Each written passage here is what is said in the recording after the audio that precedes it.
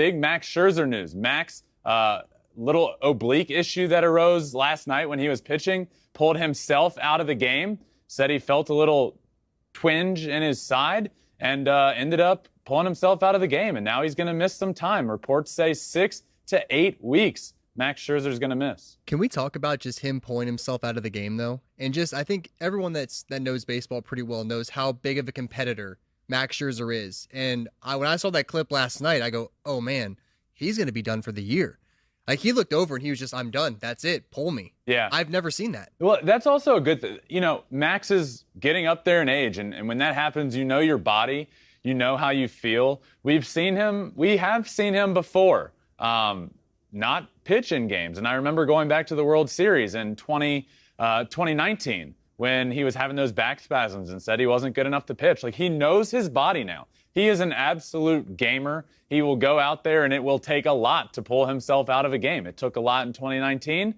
And like you said, you knew when Max was the one that said, I'm done, that it was a big issue. So you hear that happen, and then you fear, oh man, this is going to be a big deal. Then you hear him in the locker room post-game where he said, yeah, you know, I felt it. It was a little tight, and then I felt it pretty big time there.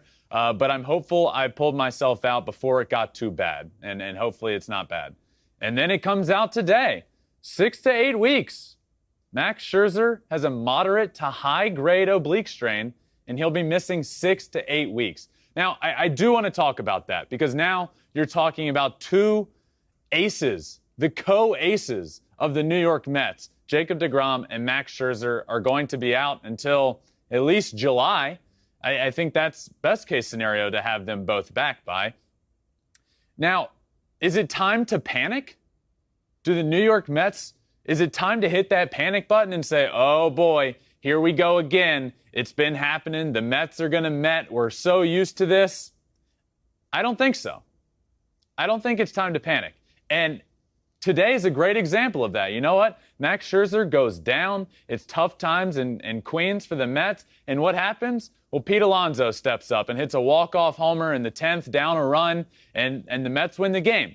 So here's why I say, if you're a Mets fan, don't panic. This team is different. Steve Cohen set this team up differently this year. They go out and they make a bunch of moves. You lose Jacob deGrom, well, then guess what? You have a Max Scherzer. You lose Max Scherzer, well, then guess what? You have Chris Bassett, who's very capable of leading a rotation. The injuries have piled up for this rotation, and it sucks. It absolutely sucks. But they have guys that are capable elsewhere that have been brought in that can pick up the slack. That's what it's about. That's what a winning team is about. You're going to lose players throughout a year. It's about having guys that can pick up the slack. And for the last few years with the New York Mets, they didn't have that. You have Pete Alonso not play well, this team's not going to do well. Yeah, you bring in Francisco Lindor, and he's not playing well, well, guess what? Then the team's not going to do well. But now guess what? You have all of these new players come in. You have Mark Canha. You have Eduardo Escobar. You have Starling Marte. You have Pete Alonso playing better. You have Jeff McNeil, who's been fantastic this year. Francisco Lindor has been better. So it is not time for the Mets to hit the panic button. This is obviously a concern, and it sucks. And they're not going to be as good of a team without Max Scherzer. But the team that they do have is more than capable of winning games in the meantime. Thankfully, he's not going to miss the entire year. Thankfully, Jacob deGrom got good news, and he's ramping up his throwing and throwing harder. So it is not time to panic. But it does suck, man. Max is a gamer. He's a lot of fun to watch on the mound. He's an ace of a staff, and it stinks that he's going to be out, but I think they will be just fine. Yeah, and I mean, there is kind of like a bright side. I know if you're a Mets fan, it can seem kind of gloomy today, but you are still sitting in first place. You know, it's not like you're sitting in third or fourth place. You have all these injuries, and you're like, whoa, woe is me. How are we going to right the ship? But I've already seen it kind of out there. I know for some people it's kind of like a funny thing to do, but if you get deGrom and Scherzer back around the All-Star break, let's say, and they play the second half of the year, it's like they won the trade deadline. Yeah, you have two bona fide superstars coming back as your 1 and 2 guys. And we haven't even talked about it, but McGill is out too.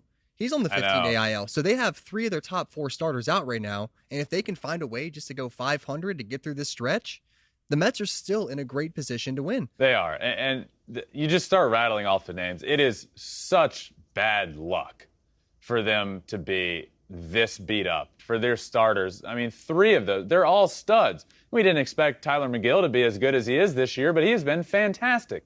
And he's hurt. So, yeah, but let's look at this team without those guys. A team that is led in rotation by Chris Bassett and has Carrasco that can be good.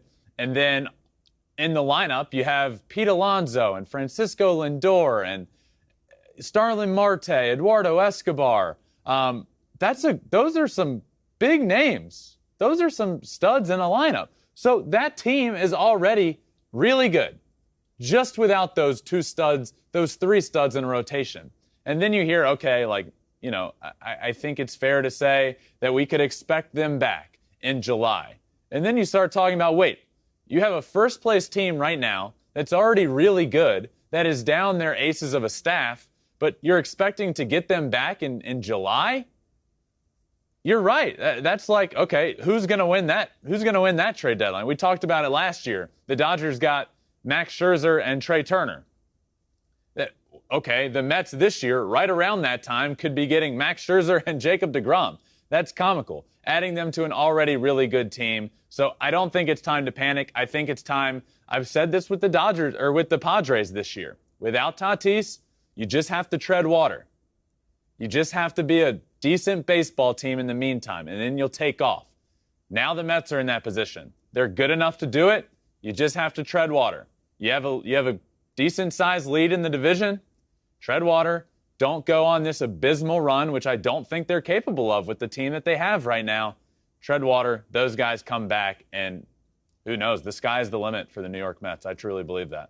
Thanks for watching. If you love flipping bats, swinging 3-0, or just talking ball, join us. Call us at 213-537-9339 with your questions. We have a weekly guest, and we have a lot of fun, so hit that subscribe button.